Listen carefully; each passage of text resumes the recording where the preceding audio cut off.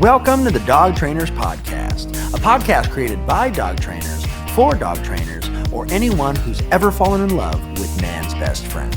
Episode 5, our top 5 tips for developing structure with our dogs. Okay. All right, we have one more, Mariano. Let's talk about it. Let's do it. Distraction work. Okay, so 3 Ds in dog training: duration, distance, and distraction. You guys may have been taught that before or heard of that. If you guys haven't, pretty much anytime we're teaching dogs self-control, both mental and emotional, we have to have distractions. Now, the way I like to teach distractions to my clients, it's very simple. There are 3 kinds of distractions that happen. There are social distractions, which are anything that are alive, right? Anything that's alive. It could be a dog, it could be a human, it could be a child, it could be a bird, things that are alive that the dog wants to interact with in a social way. That's why I call them social distractions. So just to differentiate, if my dog wants to eat the cat, that is not a social distraction. If my dog gets excited to see cats and tries to play with them, that is a social distraction. Make sense? So the prerequisites are the thing has to be alive and the dog needs to not want to hurt it or eat it. Well, the dog wants to socialize. They want to socialize. That's the key. All right. Number 2, I call these ones excitement distractions or drive distractions. Okay. Excitement distractions are things that get the dog hyper and, or hyper distractions. Yeah. Things that get the dogs hyper. Right. So these are going to be, could be the presence of food. It could be their tennis ball. It could be their squeaky toy. It could be that parent that spoils the heck out of them that they really, really like to see. So whatever it is, the thing that really gets your dog uppity, alert, and excited, but in a happy way, not in an aggressive, dominant type of way. Okay. Right. And then we have kind of more of our fight or flight distractions, right? The things that either piss our dogs off in a defensive way or things that get our dogs insecure or defensive, right? So your dog can either be protective or defensive. Okay. So we have social, we have things that get your dog excited, and then we have our fight or flight distractions. Okay. Now, ultimately, what we're trying to do, we are trying to teach a dog to control their natural impulses. Okay. So impulses and patience are 2 different things. We talked about how duration work helps develop patience in your dogs, but impulse control is specific. Impulses are specific from dog to dog, right? There are some dogs who love food, some don't care. There are some dogs who love affection overall. Some don't care. Some dogs chase squirrels. Some dogs only chase cats, right? And it changes from dog to dog to dog. So when we're working with distractions, we're trying to teach the dog to fight the impulse to just go for it, right? Whatever it is. Right. And always when I work with them, I like to work with them in order. Social distractions first, excitable distractions second, and then the fight or flight distractions third and last, because those tend to be some of the heavier hitters of behaviors like aggression, reactivity, biting, et cetera, et cetera. Right. Okay. You want to riff on something? Yeah, I think when it comes to distraction work, I just wanted to touch a little bit about why you do those in order, because it makes perfect sense. When we talk about the final one, the fight or flight distraction, we save that for the end because when a dog is nervous or otherwise anxious and angry, that's when they're least kind of present and balanced. And so they're not learning. Exactly. They're not learning at that time. Right. They're not learning, and they're not really in a position to intake information. So a lot of times you'll hear owners with that, my dog is great. We're walking and then he sees another dog and he just sees red and it's like he can't hear me. It's like he doesn't understand me. And, the dog is just in a place where, the cup is full and there's no way to pour anything else into that. So when you start to teach them to control themselves under distraction in smaller quantities, you're just kind of pouring a little bit more out of the cup at a time so that there is actually space in there so that you can inject some obedience in there. So dogs sees whatever it is that sets them off, like a bike at night or something. And, you can see their arousal levels kind of climbing before the dog actually lunges. In most cases, you'll see them kind of get stiff and, the process starts somewhere. And as you start to calm them down and they're in a position to actually hear you and listen, that's how you can start getting into those things. But that kind of thing takes time, which is why we save it for last. Right, exactly. And also, another reason why it's last is because it takes repetition to teach our dogs to control their impulse. And so many times people will say, again, my dog is great, but he does this one thing that's bad. And that one thing that's bad is he's either destroying something, trying to kill something, or being so compulsively annoying. Right.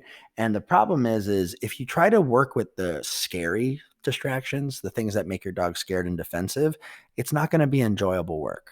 Right. It's really not. It's not. The nature of aggression and reactivity is just not a pretty thing. So, what we do is we prime the dog's brain working with social distractions first. So that way we can do it over and over and over. Sit, stay before you say hi to mom. Sit, stay before you say hi to dad. Sit, stay before you say hi to the kids. Sit, stay before I let you off the leash in daycare. So there's sits, we teach the dogs to be and control their impulse, but in a fun way. So that way we can get a shit ton of reps in, right? Now, when the dog has passed those stages, I guarantee you your dog is now going to be primed to pass the second stage, which is the tennis ball work, the food work, the squeaker work, the skateboard work, the little children running around work, all the things that really start triggering some of his excitable impulses, right?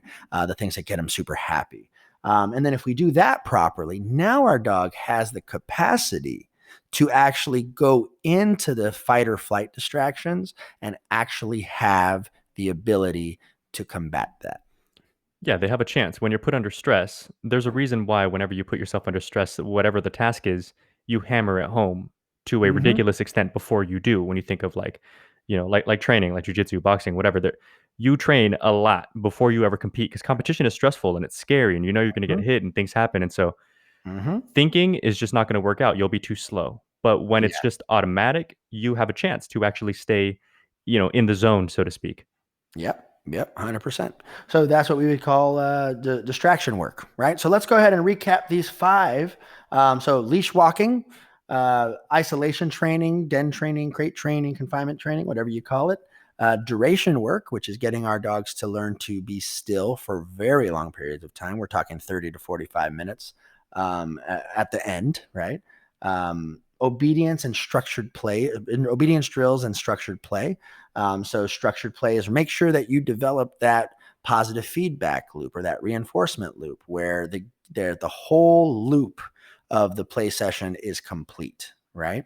And then the very last one is our distraction work that teaches our dogs impulse control, right? If you guys focus on these five things with your dog, and you guys are successful at it, we guarantee that just the level of cognitive thinking that you can see your dog doing, that the level of loyalty, the level of peace of mind that the dog has in their everyday lives, and most importantly, they're going to be more enjoyable for you guys. They're going to be more enjoyable. That's the most. My biggest mission as a dog trainer was teaching people that they can do so many things with their dogs. Take them to parks, take them off leash, take them to a friend's house if you put the work in. Like these are the types of things that we strive for. I'm a big believer the more involved the dog is in your life, the better dog you're gonna have, right? A lot of times those people don't spend time with their dogs because, to be honest, they're not controllable or they misbehave in certain circumstances. Right. So if you guys practice these five, we know that your life will be so much better on a very emotional and practical level. Yeah, and a big key of that too is the dog's life will be better as well. So a big Mhm. goal of mine all the time is helping people understand. Of course, obedience has its obvious benefit in terms of the owner. I mean, no one need to explain to an owner why it's better for them if their giant dog doesn't pull them down the street and like knock them over. But the thing is, from the dog's perspective, when they know these things, they have these skill sets kind of add to their tool belt. They're calmer, they're happier, they know how to be a little more resilient with the ebb and flow of life because things, these distractions come and go.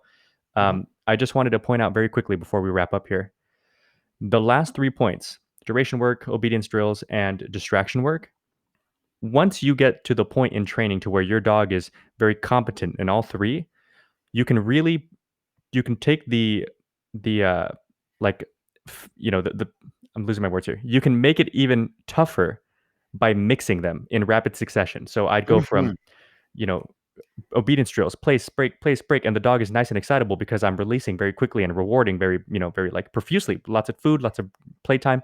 And then right in the middle of it, I cut it with a long place command. So the dog is just excited because we just did a bunch of repetitions, and then they're going to have to sweat it out until they relax, at which point I'll release them again, do it again, bring them up, bring them down, and you can really kind of round them out. Yeah, and it's really cool. Those of you guys who've ever done interval training, be it at a gym or a private trainer, the hardest type of training is the one where you're going for 20 seconds, take a 10-second break, and then go for 20 seconds and then take a 10-second break. Right. Where you have to go run a lap, come back, do some bench presses, think of Tabatas, think of, any type of interval style training. That is not only physically exhausting, it is mentally exhausting as well. Right. And so that's probably going to be the best ways to work with your dog, is what Mariano's saying. 100%. Cool. Well, we really are so excited that you guys stayed and listened to the rest of this podcast. Again, this is episode 5, our 5 top tips on how to structure our dogs in everyday life. If you guys have any questions or comments, please leave them down here below on the YouTube channel. If you guys have any other questions that you guys want to ask us in private, please go ahead and instant message us on direct message us on Instagram, or go ahead and email us down here at the emails below. We're going to go and leave them there. And this podcast is just short of an hour, but we really hope that this was really helpful for you guys. If you guys have any questions about behavior or dog train or anything that we also talked about, write us those questions and we're be excited to reply back to you guys. All right. We'll see you guys soon. You take care. Thank you for listening to the Dog Trainers Podcast, a podcast created by dog trainers for dog trainers, or anyone who's ever fallen in love with man.